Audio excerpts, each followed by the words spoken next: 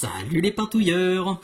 Bienvenue sur cette nouvelle vidéo exclusive Patreon, pendant laquelle on va parler des aplats, des couches de base et de la sous-couche. C'est le sujet exclusif que vous avez choisi pour le mois de mai.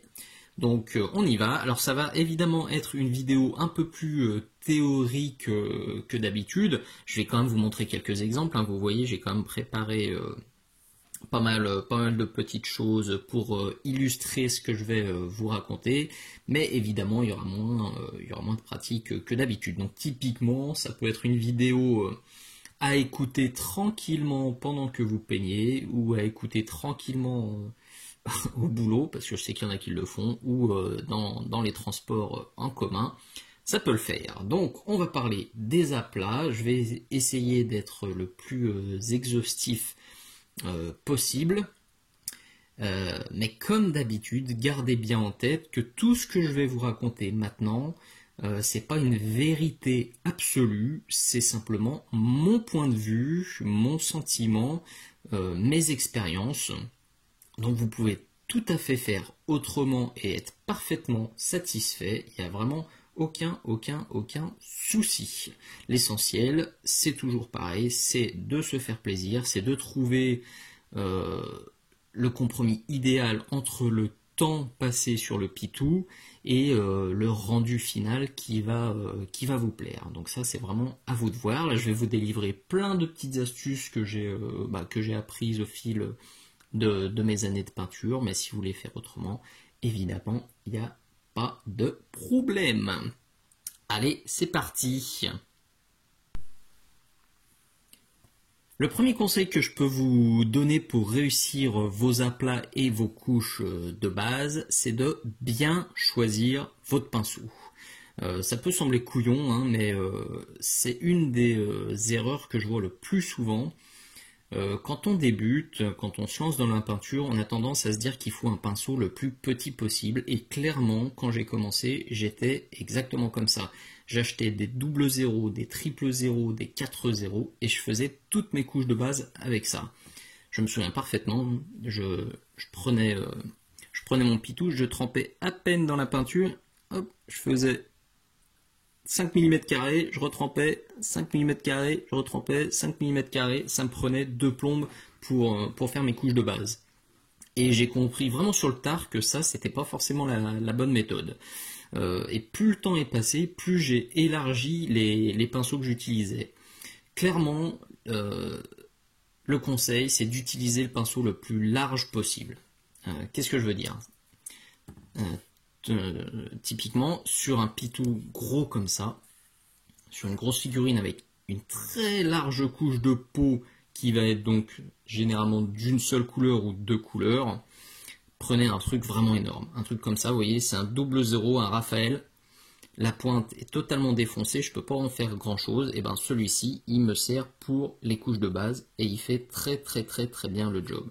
J'y vais, vous le verrez, hein, je vais vous faire une démonstration un peu plus tard, je tartine, enfin j'imbibe, je remplis vraiment le réservoir et j'y vais.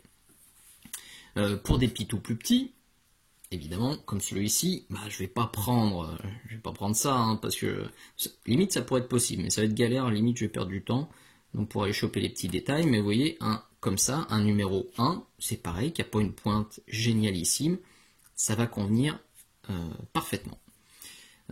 Surtout, utilisez pas des super pinceaux pour faire ça, parce que clairement les couches de base ça défonce les pinceaux, parce que souvent on a tendance à bien remplir le réservoir et à cochonner, donc vous allez bousiller vos pinceaux. Moi j'utilise toujours des pinceaux qui ont des pointes éclatées ou qui ont des pointes qui me conviennent pas et donc qui servent uniquement à ça. Idem, hein, vous voyez, pour celui-ci qui avait des surfaces qui étaient vraiment grandes et d'une seule couleur.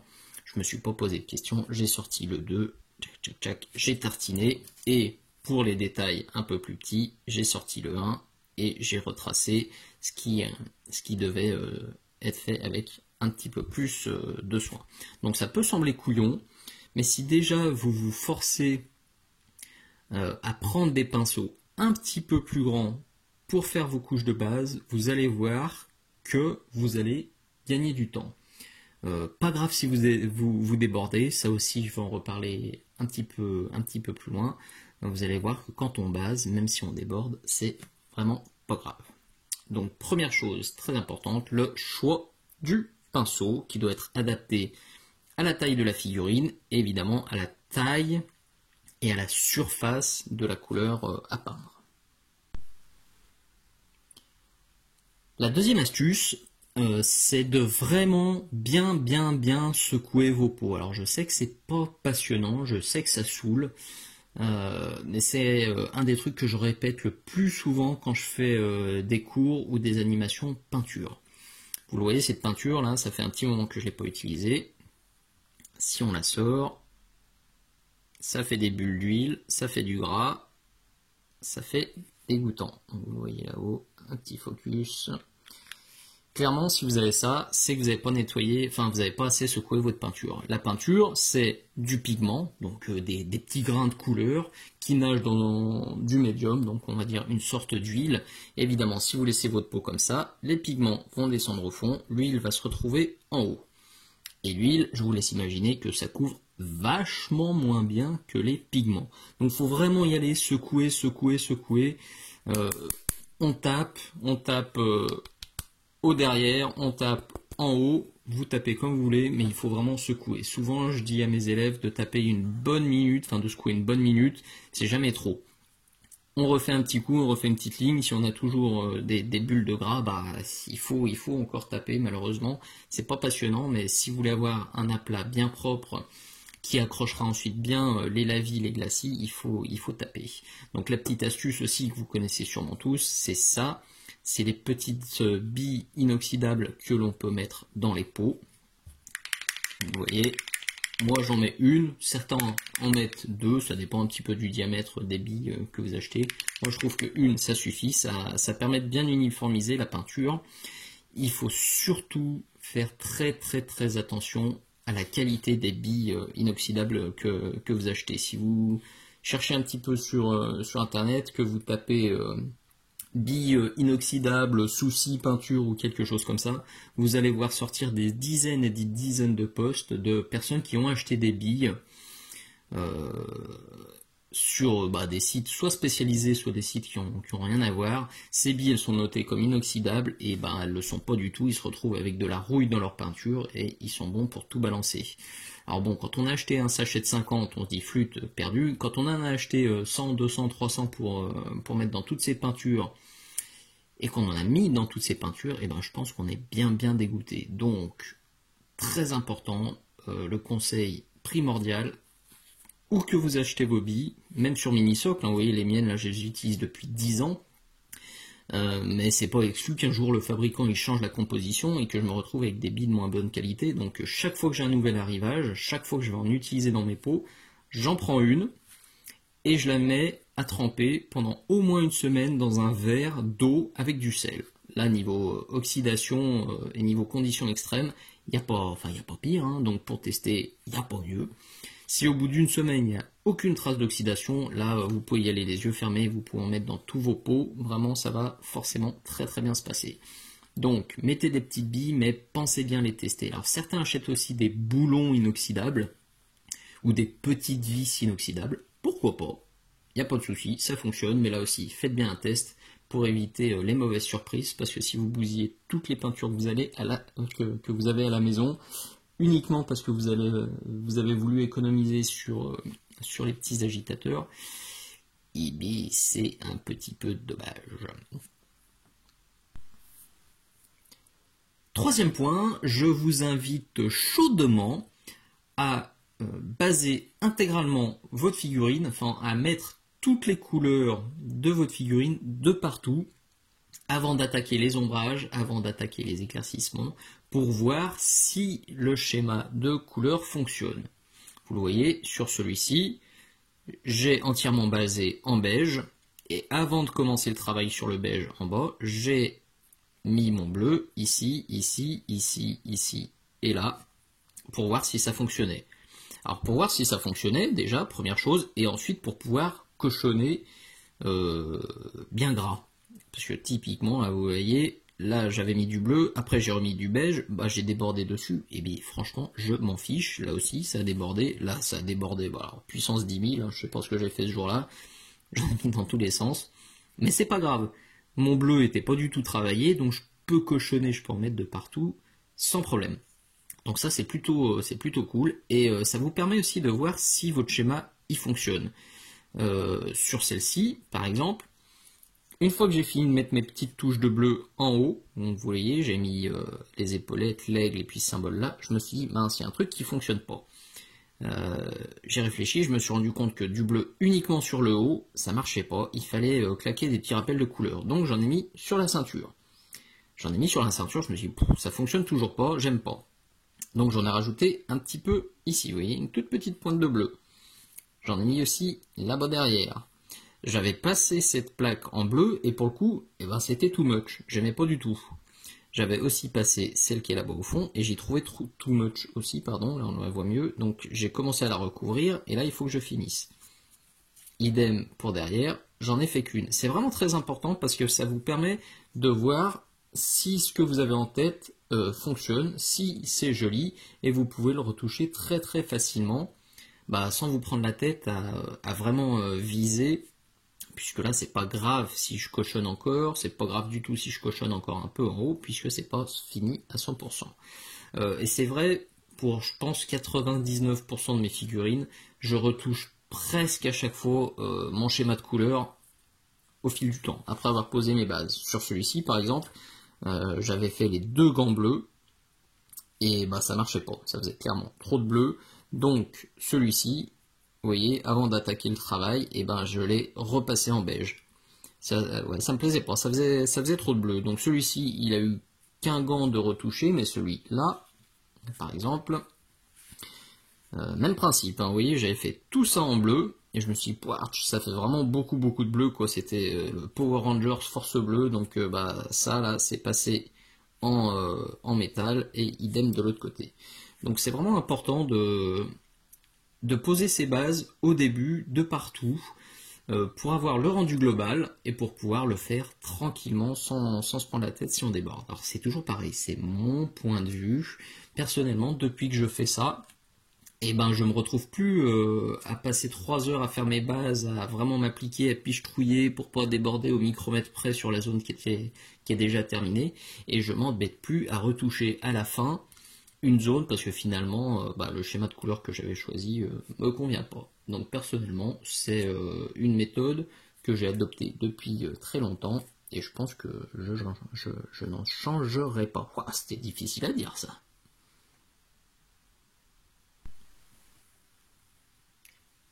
Prochaine astuce, c'est peut-être la plus comment dire, la plus personnelle, la plus discutable, celle qui fera peut-être pas l'unanimité. En tout cas, c'est mon ressenti, c'est mon conseil. Je vous invite à poser vos bases avec des teintes qui existent, des teintes toutes faites. Par exemple, le Contour Blue pour faire du bleu, un vert qui existe déjà, par exemple celui-ci pour faire les pots d'or, tous ces pots que vous avez vus dans tous mes tutos. J'ai eu une époque vraiment quand j'ai débuté où pour faire un beige vraiment original, j'allais prendre un pot de beige j'allais mettre 2 gouttes de beige plus 2 gouttes de marron plus une demi-goutte de vert plus un tout petit peu de violacé pour vraiment avoir un beige totalement original et totalement à l'image de ce que j'avais en tête. Le gros souci avec cette méthode, c'est que je me suis très souvent retrouvé avec des figurines, parce que vous me connaissez maintenant, vous voyez, celle-ci, je l'ai commencé il y a pratiquement 15 jours, j'ai presque terminé le bas, et le haut, il est juste commencé. Et bien typiquement, quand on a une base super compliquée, pour venir retoucher ce genre de figurine qu'on a un peu laissé de côté, et ben c'est misère, parce qu'il faut vraiment retrouver la recette exacte qu'on avait utilisée, et même si on l'a noté, on n'a pas toujours exactement le même rendu. Et ça m'est arrivé vraiment tellement souvent au début, où j'avais le bas de la figurine d'une couleur et le haut qui n'était pas très différent, mais quand on regarde de près, et ben c'était pas exactement ça. Donc c'est particulièrement vrai pour moi qui est tendance à avoir des projets qui vraiment s'étalent sur le temps. Et c'est aussi vrai vraiment pour les peintres d'armée. Je pense que si vous faites allez, les 15 premiers pitous dans un bleu super perso, je sais pas, vraiment un mélange de plusieurs bleus, et que dans 6 mois vous attaquez d'autres unités que vous n'arrivez pas à retrouver exactement le même bleu, et ben la cohérence de l'armée elle sera moins évidente, elle sera moins sympathique. Donc vraiment, c'est mon conseil à moi. Si vous voulez faire autrement, comme toujours, libre à vous. Alors une bonne astuce aussi que vous pouvez utiliser, si vraiment vous voulez créer votre propre recette, alors vous la créez et vous la stockez dans un petit pot prévu à cet effet. Je me rappelle notamment d'Alan Carrasco, une fois j'étais allé chez lui et il avait créé son petit pot qu'il avait appelé pot de mutant. Et c'était un mélange de beige avec du rose, avec un petit peu de brun, qui était magnifique. Et il m'a dit, voilà, clairement, au lieu de la refaire à chaque fois et de galérer à chaque fois pour la retrouver, je me suis fait mon pot et au moins je suis tranquille. Et ça, pour le coup, c'était vraiment une super bonne idée. Ça évite les déconvenus, ça évite d'avoir des zones de différentes couleurs sur une figurine ou des figurines totalement différentes dans votre armée. Petit truc qui peut être important aussi, je ne sais pas si vous avez déjà eu le coup, mais on se rend souvent compte quand on achète un pot tous les ans, par exemple. Moi, ils me font. S'il n'y avait pas cette croûte là qui se formait et qui faisait sécher les pots, mes pots ils pourraient me faire bien 3-4 ans vu le peu de quantité que je prends.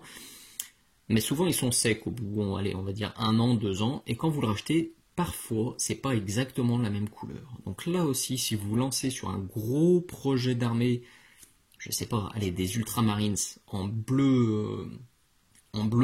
Je sais plus comment il s'appelle maintenant, le bleu pour eux.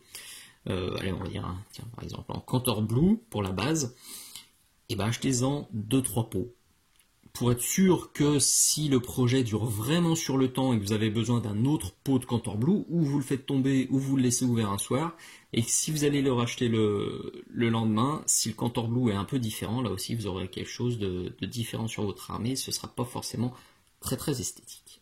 Voilà, faites ce que vous voulez de ce conseil. En tout cas, moi, depuis, ça fait bientôt 10 ans que je me force à utiliser des couleurs toutes prêtes, quitte à la fin, et je le fais à chaque fois, à rajouter des nuances, à rajouter des lavis, des glacis, pour teinter ces couleurs que un peu passe-partout, mais je les teinte à ma sauce, mais je le fais à la fin. Comme ça, il y a moins de risques. Si je ne me trompe pas, on en est maintenant au point numéro 5 qui concerne le choix de la peinture pour vos aplats. Donc je vous ai déjà dit de plutôt opter éventuellement pour quelque chose qui existe. L'idée maintenant c'est de choisir une gamme qui est bien couvrante. Si vous voulez évidemment un résultat bien couvrant. Là je ne vous parle pas du cas du pré-ombrage ou du pré-pchit blanc zénital. Là, l'idée, c'est de poser un aplat bien propre, bien uniforme. Et ben, il y a des gammes, il y a des peintures à l'intérieur d'une même gamme qui sont plus ou moins couvrantes. Un exemple, vous voyez, là, j'ai 2 bleus qui sont quand même assez similaires. J'ai le Cantor Blue Base de chez Citadel, j'ai le Deep Blue de chez Army Painter. Vous allez le voir. Ces 2 couleurs, elles sont pas du tout, elles se comportent pas du tout de la même façon. Donc ici, j'ai mon Cantor Blue, sorti de pot. Hop, je vais mettre une toute petite gouttelette. Clac. Et je me fais un trait ici.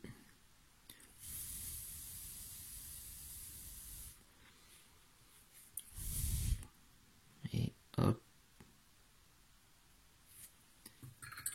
Maintenant, si je prends le Deep Blue de chez Army Painter, alors déjà, on se rend compte que la dilution n'est pas la même, hein. Elle est déjà plus liquide, mais ça, la dilution, je vais vous en reparler plus loin.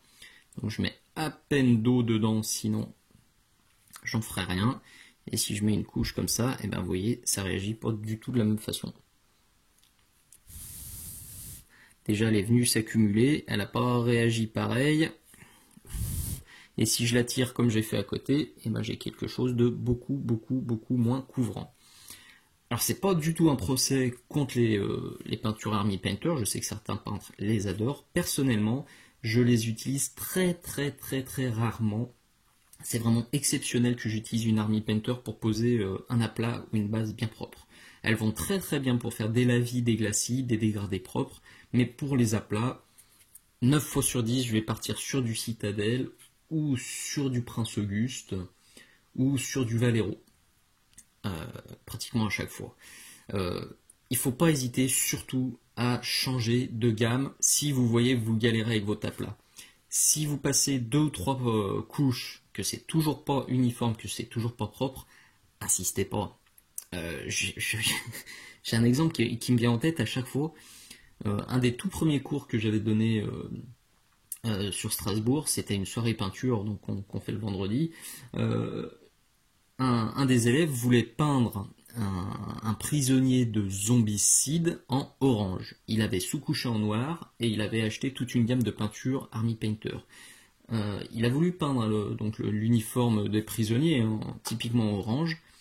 Il a passé sa soirée à le faire. Il a passé 8, 10, je crois que ça a fini à 12 couches, et après 12 couches de orange, son vêtement, il était toujours pas orange.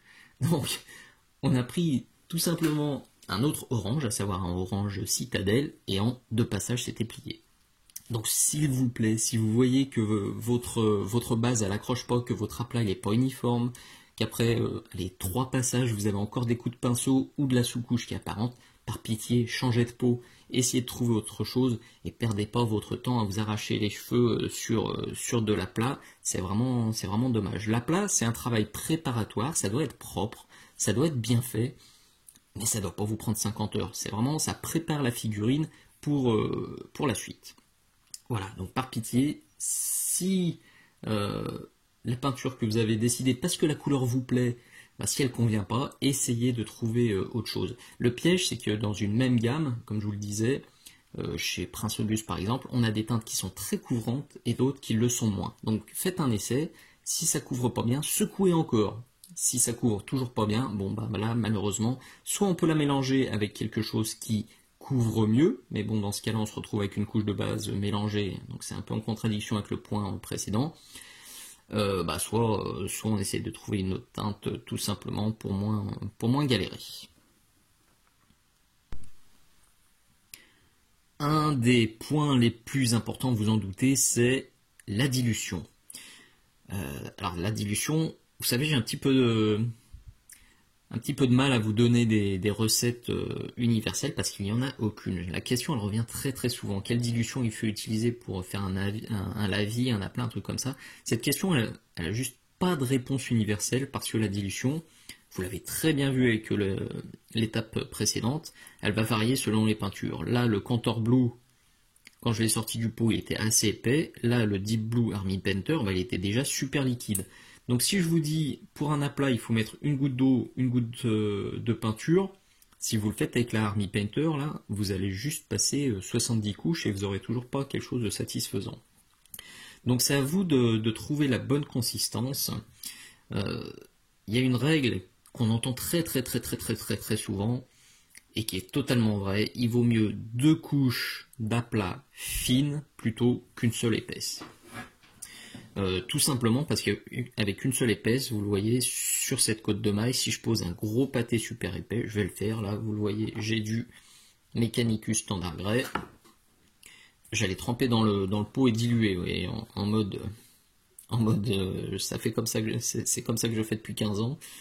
Donc là, je dilue pas, je prends, j'applique, vous allez le voir, je vais remplir pratiquement tous les petits trous et toute la texture qui était super intéressante. Et encore là, vous voyez, je tire la peinture. Hein. J'ai déjà vu des gars faire bien pire que ça, et tamponner, et vous le voyez, hein, on remplit les petits interstices, et du coup on va perdre une partie, voire toute la texture de la côte de maille.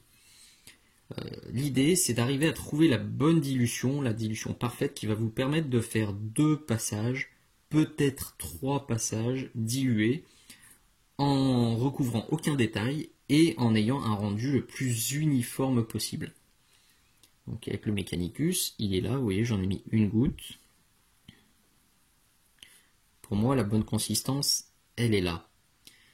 On entend aussi souvent dire, c'était pas facile ça aussi, qu'il faut obtenir quelque chose qui est la consistance du lait. Bon, bah, c'est pas non plus forcément facile de se rendre compte. Donc ça, j'en reparlerai sur le point suivant aussi. Il faut trouver le bon rendu, vous voyez, avoir quelque chose de couvrant, mais qui n'obstrue pas. Donc là, je vais remettre un peu. Hop. Je le fais sur le haut.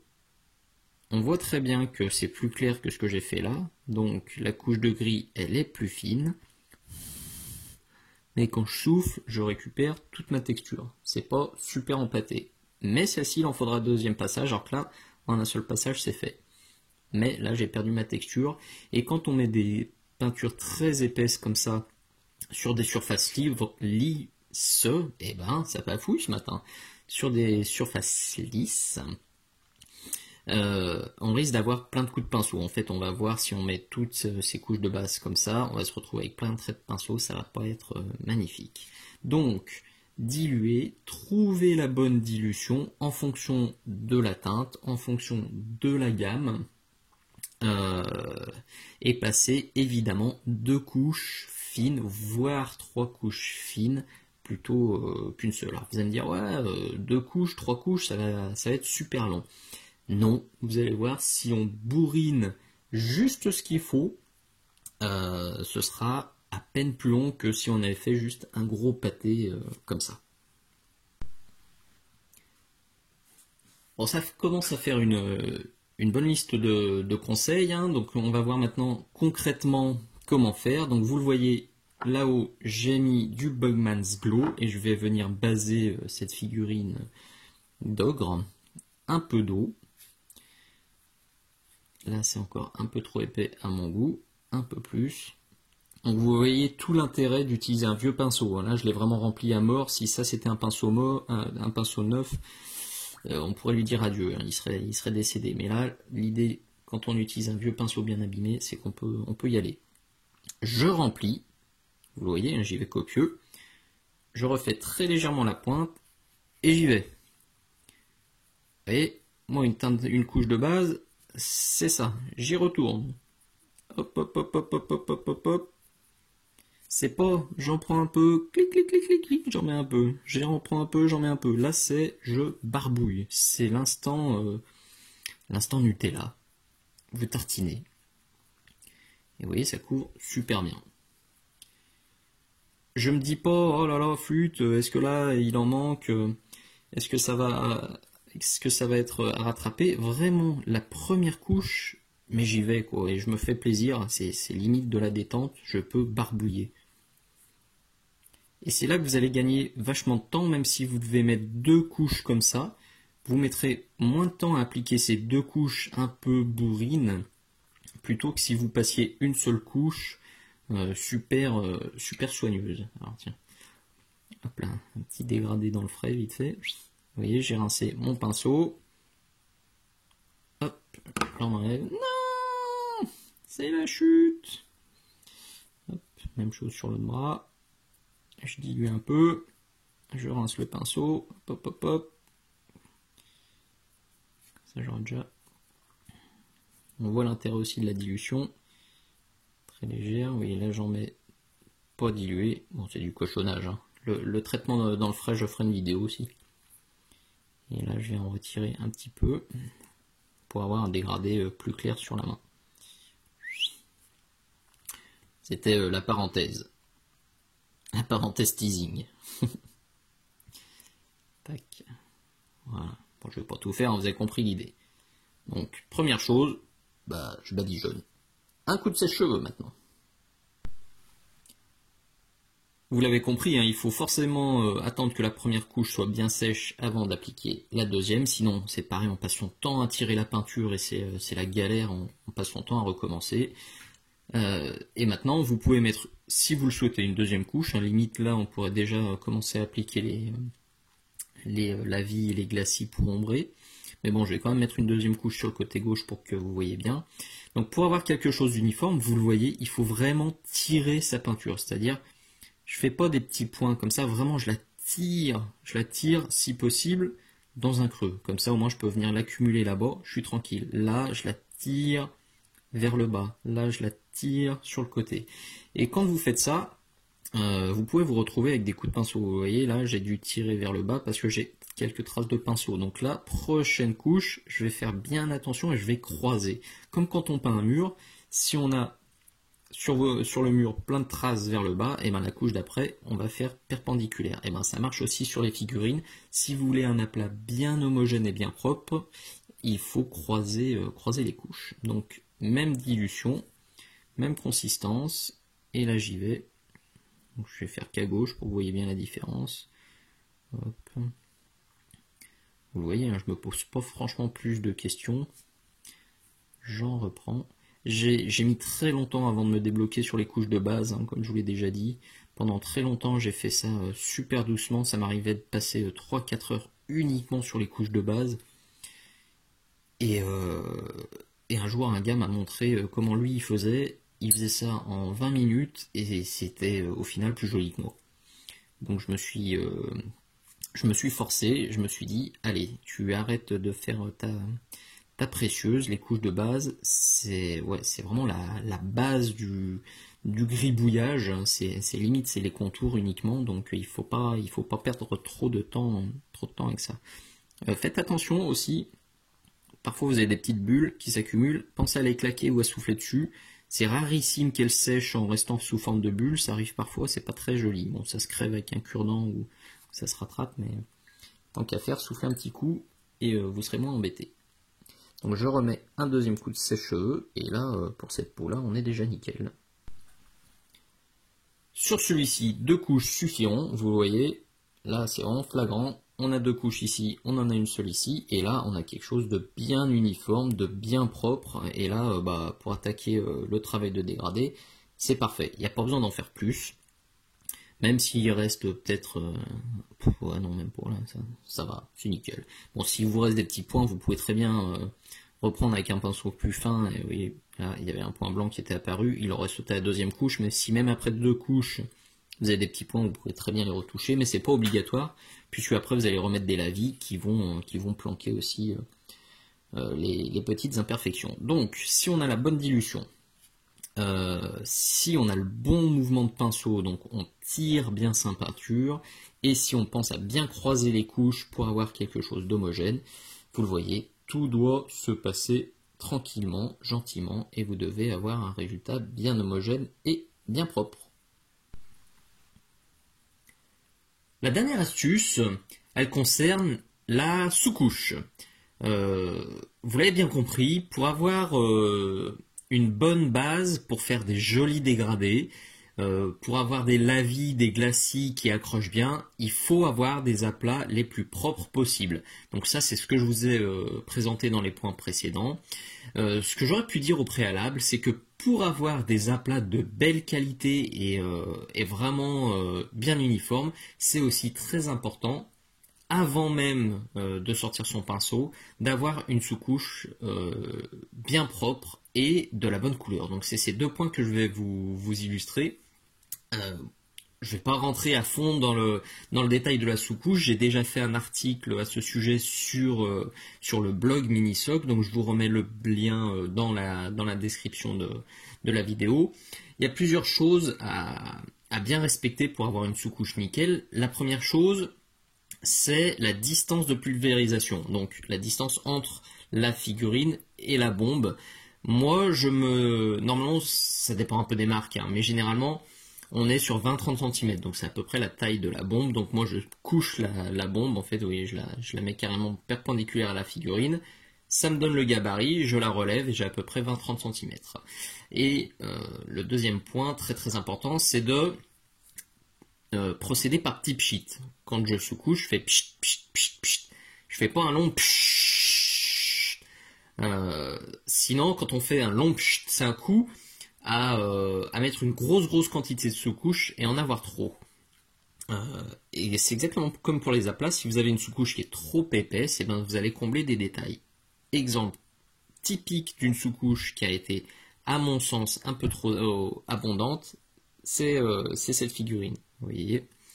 On a un rendu qui est quasiment, on dirait quasiment qu'elle est totalement blanche, qu'elle est en plastique blanc, parce qu'on a vraiment quelque chose de très uniforme. Pour moi, ça c'est trop généreux. Une sous-couche qui me convient, c'est quelque chose comme ça. Vous voyez, en fait, on voit encore le plastique gris qui apparaît en dessous. On a une sous-couche qui va servir d'accroche. En fait, elle est très légèrement granuleuse. Et là-dessus, la couche de peinture, les premiers aplats, ils vont vraiment bien accrocher. Ça va être du bonheur.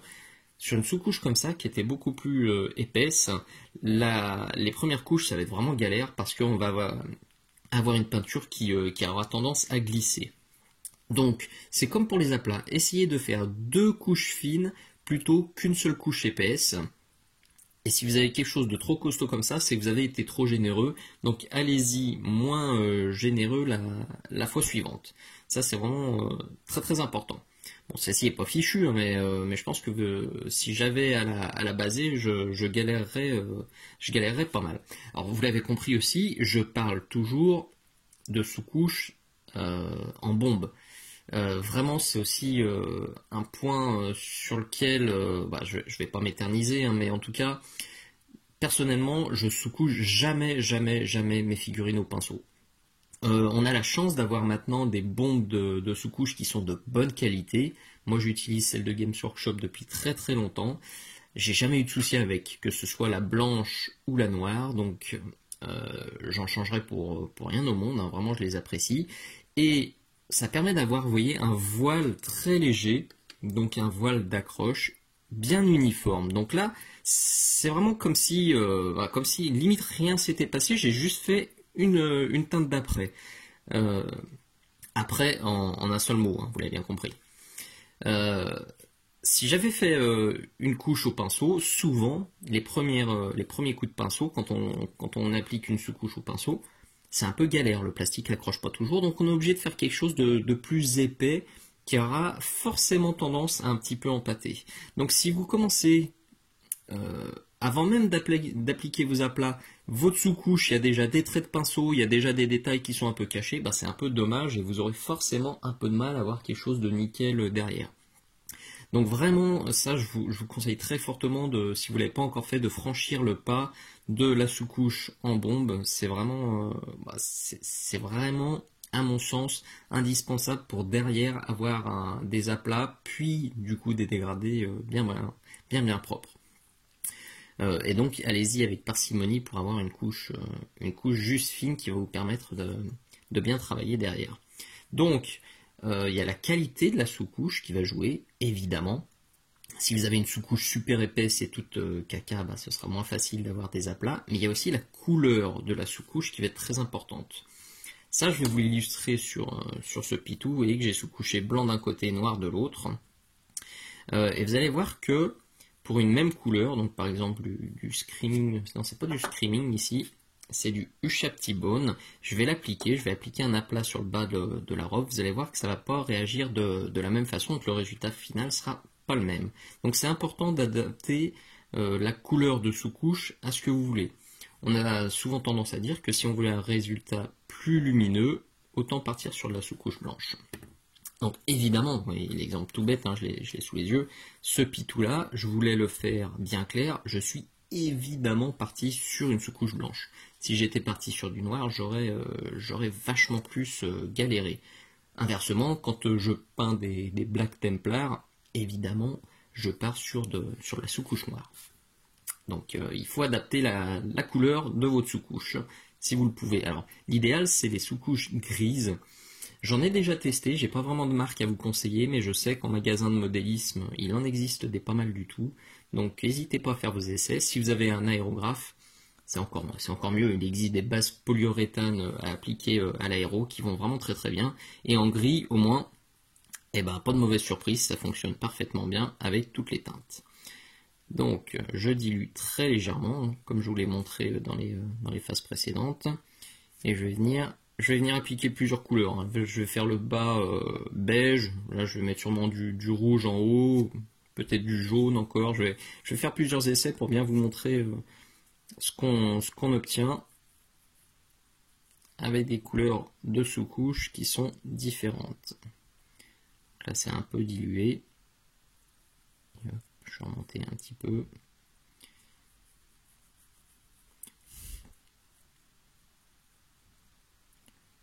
Voilà. Hop. Et là je vais mettre un coup de sèche-cheveux. Une fois que la première couche elle est sèche, on obtient exactement ce que j'avais en tête. Hein. De ce côté-là, à gauche, on a mis une seule couche du Shaptibone et on a déjà une couche de base, un aplat qui est bien propre. Alors que, évidemment, sur la sous-couche noire, ça ne s'est pas passé de la même façon. Même en tirant bien, j'ai quand même des zones qui sont encore noires et d'autres qui sont bien. Donc là, la deuxième couche, elle est, on va dire, conseillée mais pas indispensable. Là, elle est juste obligatoire parce que c'est cradouillou. Donc on y va. On en applique une deuxième. Je vais croiser hein, puisque la première, j'ai plutôt tiré vers le bas. Donc là,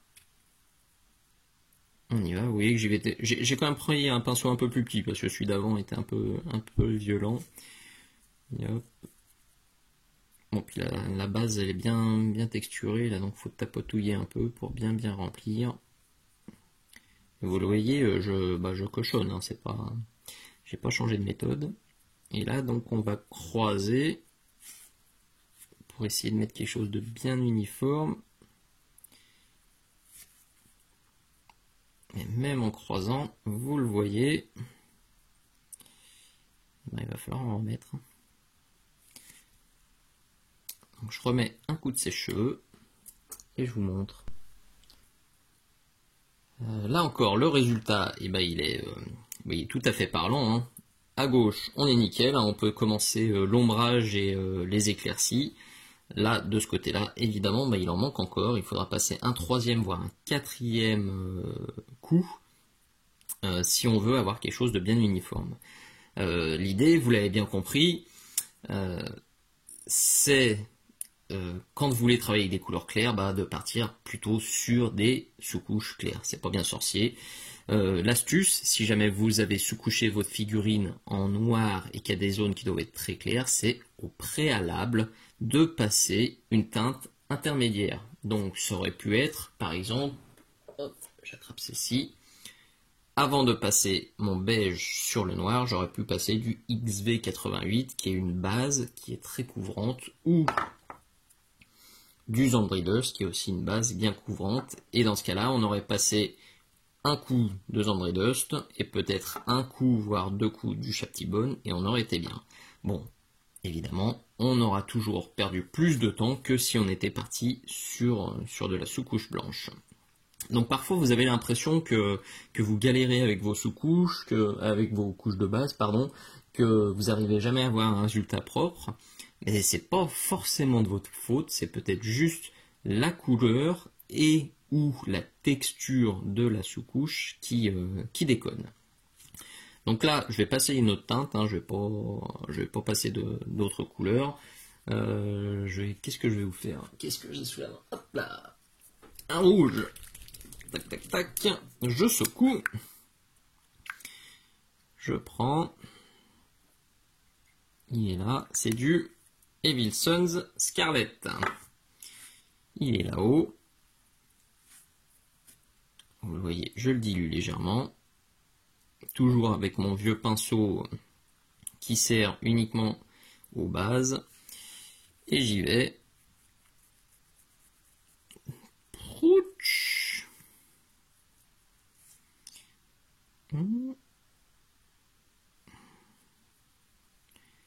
Voilà, je barbouille.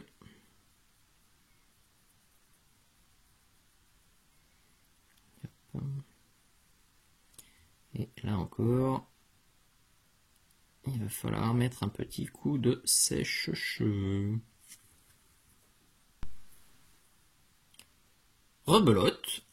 À gauche, on a un aplat qui est déjà tout à fait convenable et qu'on pourrait commencer à ombrer et à travailler, alors que là, clairement, il en manque. Donc, il faut de nouveau une seconde couche. Là encore, je vais croiser. Tac. voyez là aussi, hein, j'y vais un peu violent. J'essaie de faire quelque chose de propre. Et à droite, là, ça va commencer à bien atténuer.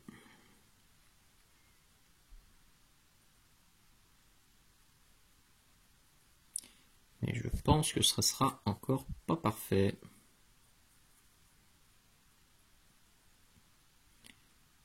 Yep, voilà. On a beau envoyer, on a beau s'acharner.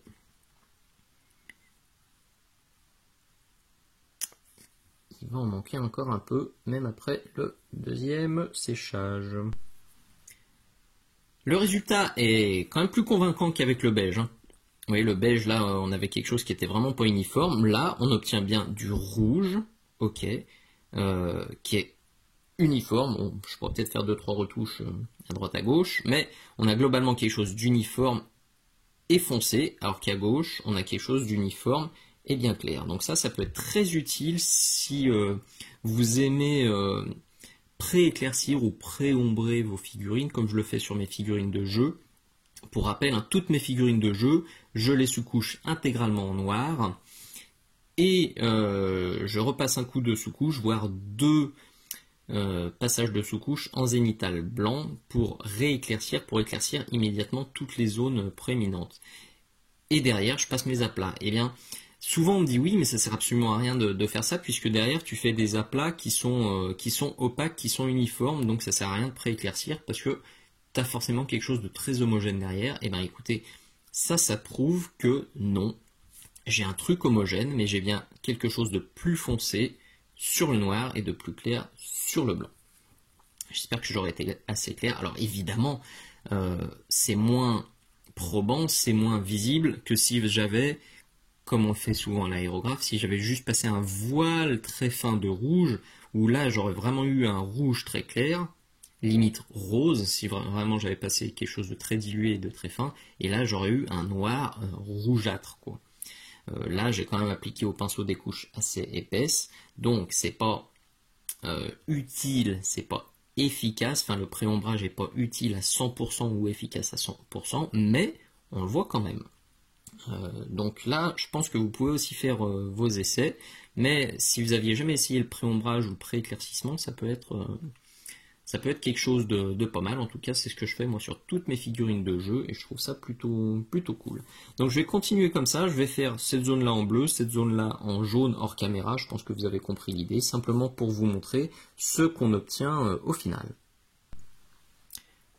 Voilà le résultat des différents essais. Donc sur le dos, là je suis parti avec du Sotek Green et sur la capuche c'était du Iriel Yellow. Bon, le résultat est sans appel, hein, vous en doutiez bien. À gauche, on est toujours nickel. À droite, c'est un peu plus délicat, notamment avec le jaune. C'est pas très surprenant.